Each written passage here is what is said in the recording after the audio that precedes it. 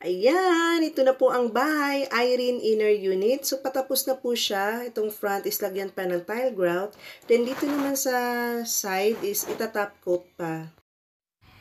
Ang kabuuan po ng sukat ng lot area is 36 square meters. Then, ang floor area is 22 square meters. Fence area or porch. Ang tiles po na naka-install is 40 by 40. As you can see, may bakal po na naka-install. Doghouse po yan, then stainless, para hindi po siya kakalawangin. Then, dito sa canopy, ang material na ginamit nila is polycarbonate at nag-install sila ng hanger for sampayan. Then, may 3 down lights. Naka-install na sa loob ang split type aircon, pero yung outer unit ng aircon is hindi pa naka-install. So, ilalagay nila doon sa upper window. So, makikita nyo naka-install na yung hose. Daanan po yan siya ng tubig patungo sa ilalim sa floor drainage. So, ang purpose po nito is iwas po basa sa floor. Yung iba po kasi is wala po siyang tubo na naka-install, kaya po yung tulo na galing sa outer unit ng aircon is nilalagyan nila ng planggana para doon nila isasa. So, ito naman po yung window grills. Mas safety talaga pag may grills. Then, kinulayan po nila ng chocolate brown ang bricks. Ayan, so may naka-install din na pintuan. So, pwede nyo siya i-open papalabas, then pwede nyo siya i-open papasok. Double way po siya.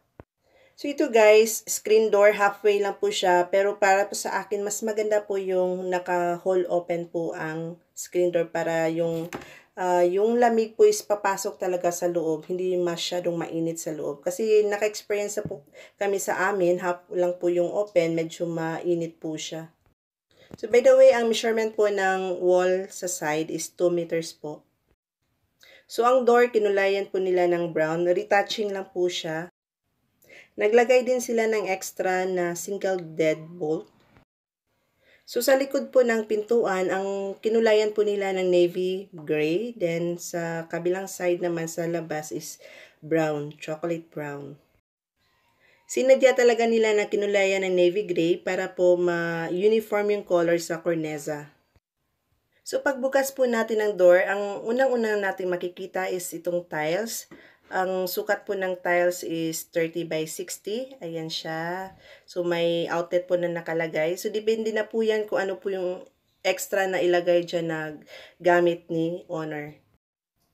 So, sa living area po, yung kisame nila is may accent po na palagitnaan po ang accent na Versatex roller. Ayan siya. So, yan po ang Versatex na accent.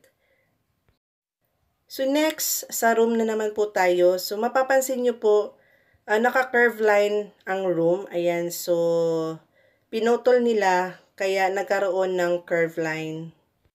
So, ang purpose po nito is para po mas malaki ang space ng hallway. So, sa pagpasok pa lang natin, ulit makikita natin sa left side ang naka-installed na built-in cabinet ng color is navy gray ulit. Ayan, so, pantay po lahat ng color sa corneza, sa mga ano niya, sa cabinet. Ayan, so may naka-installed din na Korean blind curtains and nasa ibabaw ang split type aircon. So, first time po natin nakikita sa Team Wasalak na ang isang room is dalawa yung window. So, meaning mas malaki po ang room na ito.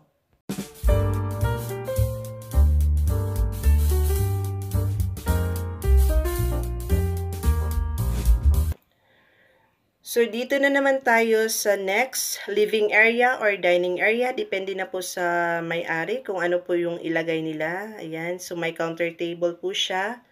So, pwede nyo siya ilagay dito sa counter table. Malapit dyan is dining area. Then, dito sa right side is living area. So, nakadepende na po siya.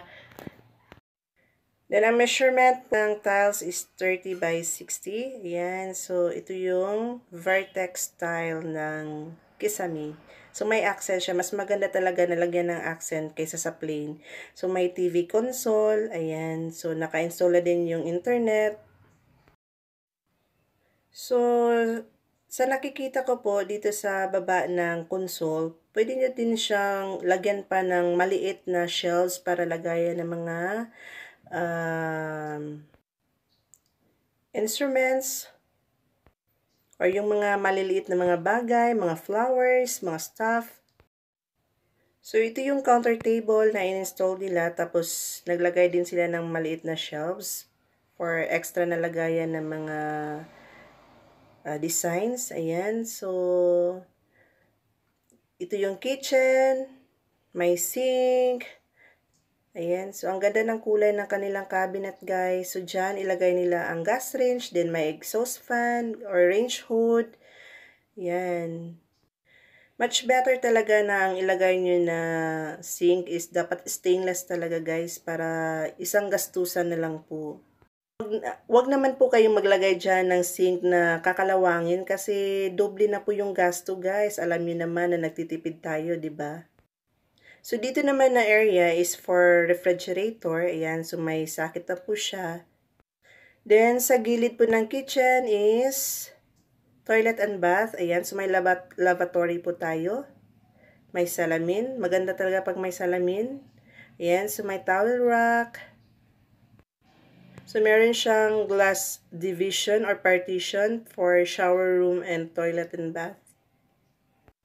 So, dito sa loob ng toilet and bath is complete pa rin siya, guys, yung mga accessories. So, makikita niyo may exhaust fan, may telephone wire hand shower, may faucet, meron din shampoo holder.